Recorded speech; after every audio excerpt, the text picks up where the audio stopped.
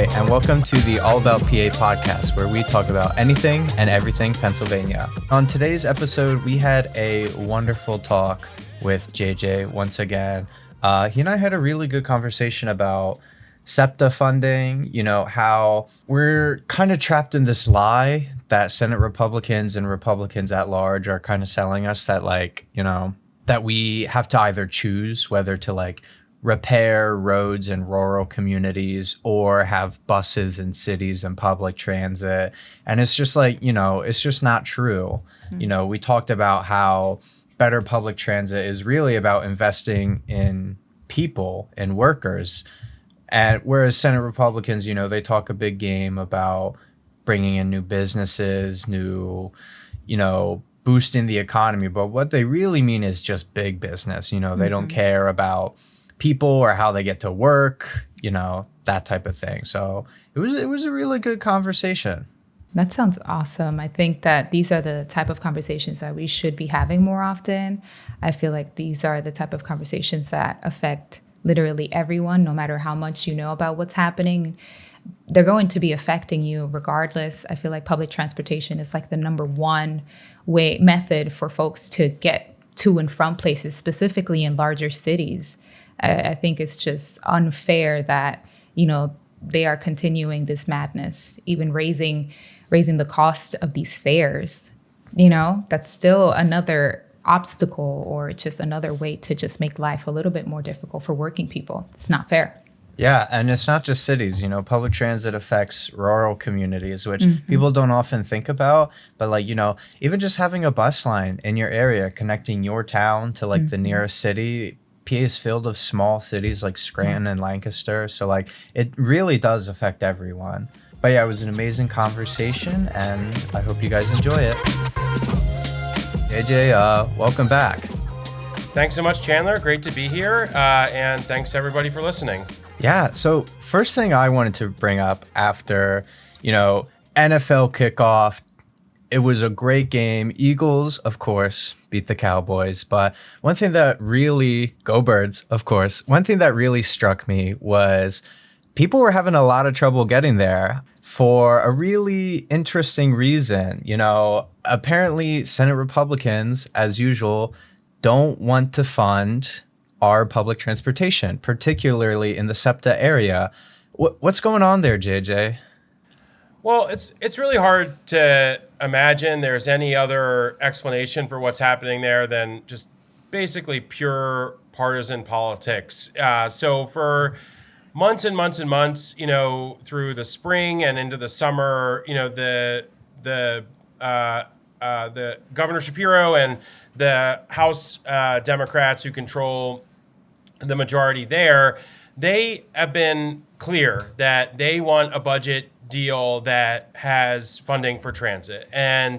But they also want to take care of the year-long obligation to schools and to care giving and healthcare and all of the other things that the state does. And, for months and months and months, even into the summer, past the June 30th supposed deadline, the Senate Republicans just wouldn't put forth a plan to show what they would do. And then when they finally did, it was this really bad, just not even realistic plan that would take some money from transit and give part of it to transit and then another part of it to rural roads, and sort of this spiteful way to do it. And then it also only funded all the other things the state does for 6 months. And so that was roundly rejected, wasn't seen as serious. And we know now that they've made some demands around how much money the state's going to spend next year. And we know that the governor put forward a proposal to fund transit and to kind of keep to those spending restrictions that the Senate Republicans were looking for overall. And it seems like it's just been radio silent. I think they must feel like they see some sort of advantage in the kind of chaos that's happening for the election next year. And so they're just digging in their heels.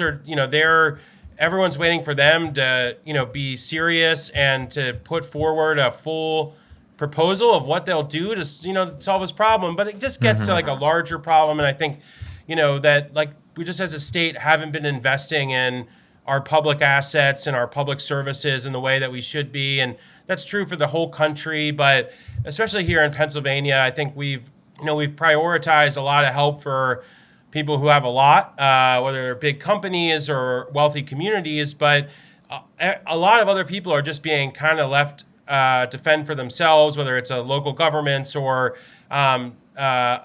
civic organizations or transit agencies, and then the everyday people who rely on those services. So, it's more of the same that we've seen from the folks in Harrisburg, but not just Republicans, but also the business lobby and the conservative lobbyists who really serve the interests of a very few number of people at the expense of everybody else. Yeah, and I mean, like, to me, it's crazy having lived in both areas involved in this fight. Growing up in Lancaster County, which is a rural area, we do need like our roads repaired. But I've also lived in Pittsburgh where like every other bus just doesn't show up, and then they're planning on cutting the buses because they don't have the funding. And it's like, I see the people who need the buses to get to work. I have friends who go to school out in Philly who need the buses, who are missing classes, missing work because they can't get to the buses. And so, it's like, I reject the notion that like it's either or, like either rural communities get their roads or cities get their public transit. It's BS because like we have the money in this country to have it. We're the richest country in the world. I just got back from a vacation out in Japan, and I've seen good public transit. Like, I never went in a car once, and I traveled across the entire country all by train. And, I've seen what it looks like when a country and a community invest in itself, invest in their people. And then I come back here and it's like, we're fighting for scraps. Like, we're fighting for the bare minimum. And it's like, I think we just need to reject the idea that like we can't have both, because we absolutely can. 100%. I think a lot of what gets lost in this is like, the Republicans and the conservatives in Harrisburg, they talk about rural PA as basically everywhere but Philly and Pittsburgh. Yep. But the reality is Pennsylvania is made up of these small metropolitan areas like a Lancaster or a Johnstown or a Scranton or Luzerne or Erie, or even places like outside of Philly, like Norristown and, Chester, and like places like out in the western part of the state, like Beaver and Aliquippa, like these in Washington, like these places are places where people are trying to go to school, they're trying to go to work, they're trying to not have to, like it shouldn't be a requirement in this country. You have to have a car in order to have a job in the place that you live, or, it's not realistic. People can't, some of these places don't even have Uber, right? So that's like too expensive for most people anyway, but like, it's not even available in some of these smaller metropolitan areas. So like this sort of like restrictive mindset doesn't even serve the interests of people in those areas, and it's really this like, and it's, the reality is around when it comes to things like transit, this is part of a bigger strategy, and it's a combination of, ideological folks who have a lot of money, like, folks like the Koch brothers who have invested in basically campaigning against public transit and investment in it. And then you have private interests like rideshare companies like Uber and Lyft, who are actively, we know from reporting, are lobbying against public transit because they see market potential in being able to offer individual rides to people at a much, much higher cost. And so what we're seeing play out in Harrisburg is those are the folks that are winning in the strategy that the Senate Republicans are deploying, and it's the working class people, it's students and parents and businesses. I think it's so crazy to me because these are the same people who say we need people to get back to work, and they lie and they act like people who are poor aren't working already, and then they're the people that say we need to grow new businesses and attract new employers, and we need to reverse our population decline. And like, how is all of that going to happen if people can't get to their job, or they can't afford for their family to be able to like go to the store or go to school, you know? And this is like, I think it's really reveals too, just like how their agenda is serving, you know, a much more privileged class of people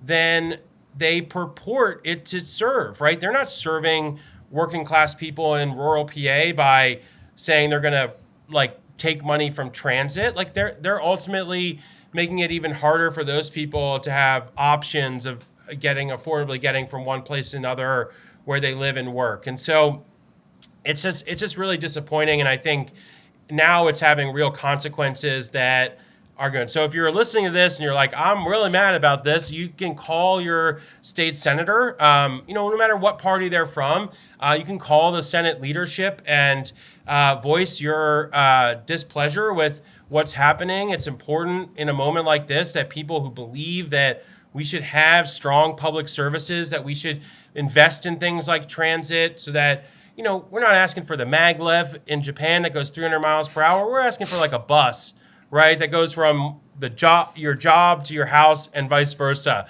And, you know, that shouldn't be too much to ask for from people, you know, who have billions of dollars to work with and could always ask their friends with a lot of money to pay a little bit more so everyone else can live a better life. Yeah, I just, you know, I think of like my grandma who lives in Lancaster City, which is like a 25-minute drive from where I and like my parents live. And for my whole life, she has a medical condition and she can't legally drive. And for my whole life as a kid, I was like, well, why do we have to drive Grammy back to the city? Why doesn't she just move here? And she'd always tell me she wants to, but she can't because she wouldn't. If she lived in Ephrata without a bus line in it, because it's not a city, she couldn't work.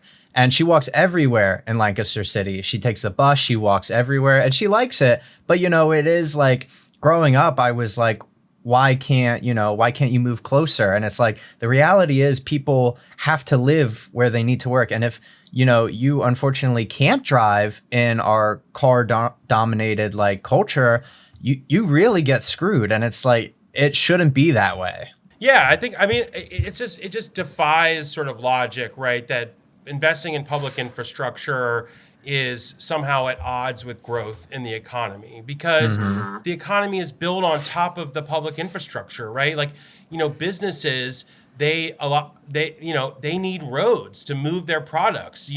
We need, you know, utilities like power and internet connectivity, broadband, and so many other things, and they've been able to run business and do work like that we're doing right now, or anyone is doing anymore. You know, all of that is built on public infrastructure. And, you know, we've had this pervasive force for the last few decades, really since Ronald Reagan, trying to destroy the idea that, you know, government can be supportive of people in their lives. And, you know, they've been successful at kind of corrupting our mindset collectively that, you know, that's not something that we should do. But if you look at every other civilized country in the world, every other major democracy and economy, they know public infrastructure is important to economic success, right? Like, you look at European countries with vast networks for public health and public transportation and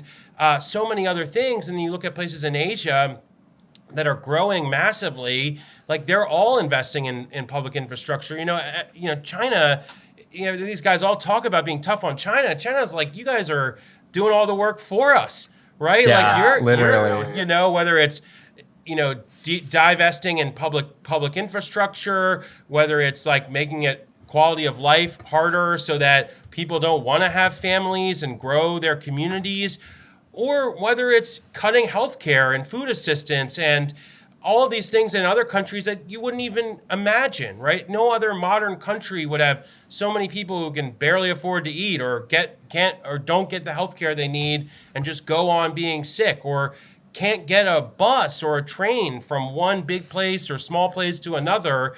And it's just, you know, it's so at odds with what it is, but it's why it's so important that people are making their voices heard. If you care about your community and you care about the the investments that are needed to make our communities strong, everything from roads and utilities and infrastructure to things like libraries and parks and schools and care in our communities. Like these things don't have to be, left to ruin. We can make smart investments in communities that ultimately grow the economy in a way that benefits everyone. And I think, it's too bad that we have so many business interests that seem focused on trying to get short-term gain in the tax code, that they're not focused on the bigger picture of what can we do to actually make our communities strong so that people and local businesses can thrive.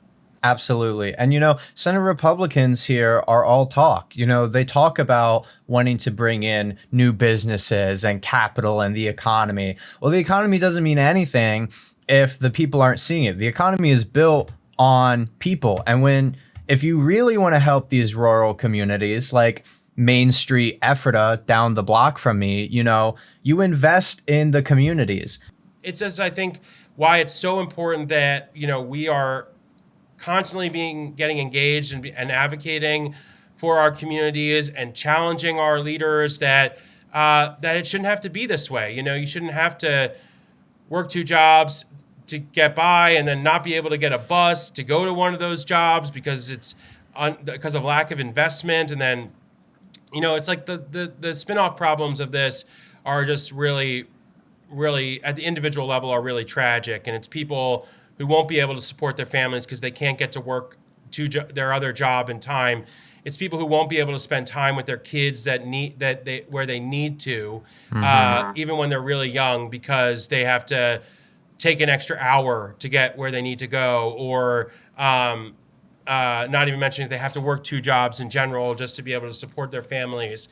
And so that there's, a lot of the things that Republicans and conservatives like to complain about as societal problems are things that they're just making worse. And so it's just really important, I think, that we're standing up for our neighbors and we're talking out, and I'll plug, there's a great organization called Transit for All PA that you can Google. They're doing amazing work, going door to door in communities that have public transit that's at risk, but also in places where there are a lot of workers and families and students that rely on that transit, and they're going door to door and they're talking to people about it, and they're getting people engaged, and they're going to the offices of people that are standing in the way of the investing in public transit and holding them accountable. And so, it's important that we're all getting engaged in this work because, they have a lot of resources on their side, particularly money from a lot of people that benefit from their agenda. But we have the people power, right? We have the people who actually need this stuff all to work.